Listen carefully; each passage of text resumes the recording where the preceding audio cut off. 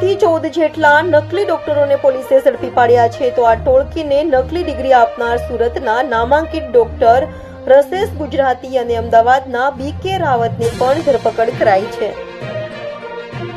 ગુજરાતમાં નકલીની બોલબાલા જોવા મળી રહી છે। ગઈકાલે કચ્છમાંથી નકલી ઈડીની ટીમ ઝડપાયા બાદ હવે સુરતમાંથી 14 નકલી ડોક્ટર ઝડપાયા છે। સુરત ઝોન 4 પોલીસ દ્વારા કાર્યવાહી કરવામાં આવી છે। સુરત પોલીસે આ સાથે જ 1200 જેટલી નકલી ડિગ્રી પણ જપ્ત કરી છે। સુરત ઝોન 4ની ટીમે 14 જેટલા બોગસ ડોક્ટર ઝડપ્યા છે। પોલીસ તપાસ દરમિયાન અન્ય બોગસ ડોક્ટર મળી આવે તેવી શક્યતા છે।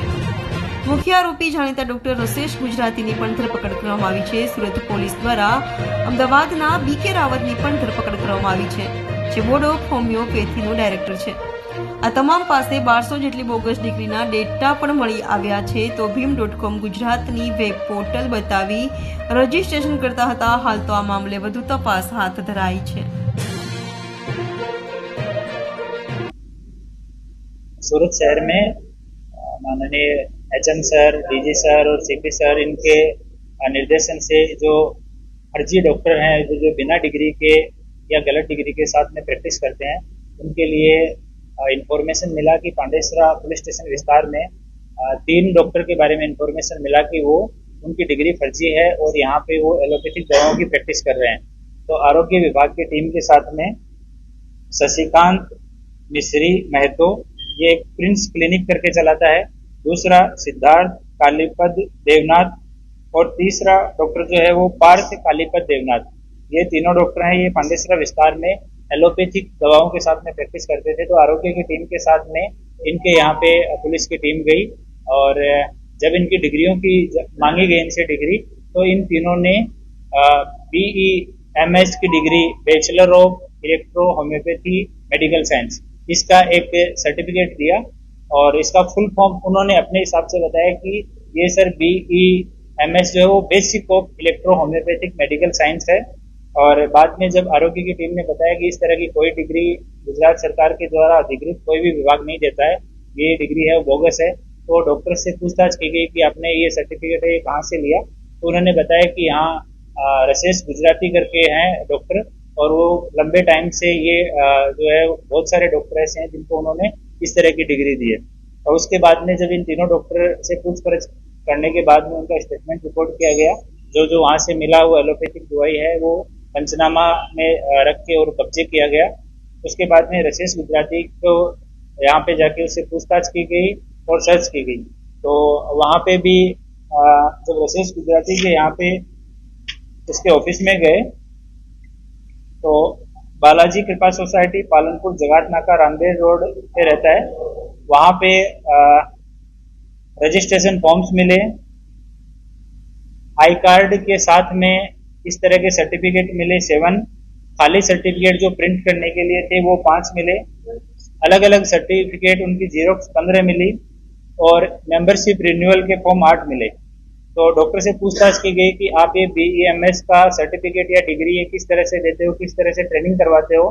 तो रसेश गुजराती ने अपने स्टेटमेंट में बताया कि वो पहले यहाँ गुजरात में 90s में उसने DHMS का कोर्स किया और पहले 1-2 ट्रस्ट के साथ में लेक्चरर तरीके काम किया। होम्योपैथी में उसने लेक्चरर बना, फिर एक ट्रस्ट के कॉलेज में वाइस प्रिंसिपल बना, फिर प्रिंसिपल बना। उसके बाद उसने धीरे धीरे उसमें ज्यादा उसको बेनिफिट नहीं हो रहा था, तो इलेक्ट्रो होम्योपैथी के बारे में उसको पता लगा और रसेश गुजराती शार्प है तो उसने इसके बारे में स्टडी किया। तो उसको पता लगा कि भारत सरकार या राज्य सरकार कोई भी इसके बारे में किसी तरह का रूल है वो कोई पब्लिश नहीं किया हुआ है, कोई रूल रेगुलेशन से इलेक्ट्रो होम्योपैथी जो है वो बाहर है।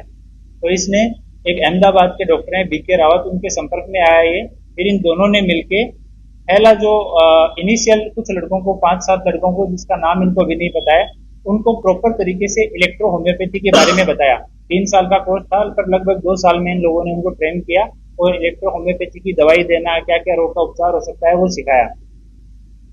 जो 4-5 डॉक्टर को इन्होंने बना के मार्केट में भेजा तो उनका अनुभव ये आया कि कोई भी आदमी पब्लिक के जो लोग हैं वो इलेक्ट्रो होम्योपैथी की दवा लेने के लिए कोई भी पेशेंट नहीं आता है, ट्रीटमेंट कोई करवाता नहीं है और दवा जो है उसका इफेक्ट बहुत धीरे धीरे होता है। तो इस वजह से वो जो डॉक्टर मार्केट में जब गए तो उनको रिस्पॉन्स अच्छा नहीं मिला।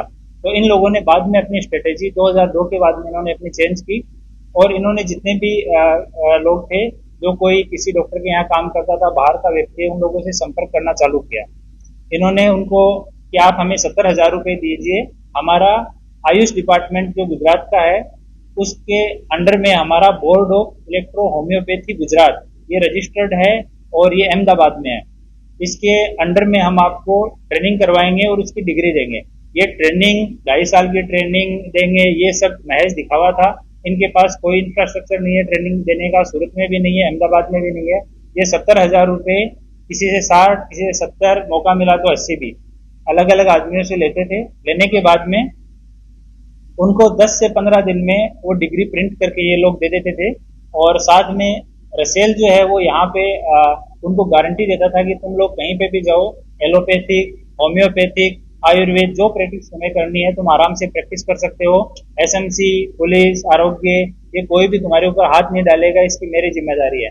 तो ये उनके बीच बीच में घूमता रहता था और उनको एक रजिस्ट्रेशन सर्टिफिकेट ये लोग प्रिंट करके देते थे कि ये हमारे बोर्ड का रजिस्ट्रेशन सर्टिफिकेट है, इसके बाद में आप अधिकृत हैं कहीं पे भी प्रैक्टिस करने के। तो वो सर्टिफिकेट की वैलिडिटी ये लोग रखते थे कि जैसे 1 साल की वैलिडिटी का दिया तो उसके रिन्यूअल के बहाने से 5,000 रुपए से लेकर 15,000 रुपए तक ये पर डॉक्टर का 1 साल का वसूलते थे। और उस कोई डॉक्टर अगर ना बोले कि मैं ये नहीं दे सकता हूँ या कोई जांच पड़ताल करने की कोशिश करे तो उसको अलग अलग तरीके से ये लोग धमकाते थे। अभी एक डॉक्टर आया है जिसको तो इन्होंने कि तुम्हें मार देंगे इस तरह की धमकियां भी दी है। पर इनिशियल फेज में ये लोग प्रशासन का, आरोग्य विभाग का इस तरह का नाम लेके कि तुम्हें बुक करवा देंगे, इस तरह की धमकी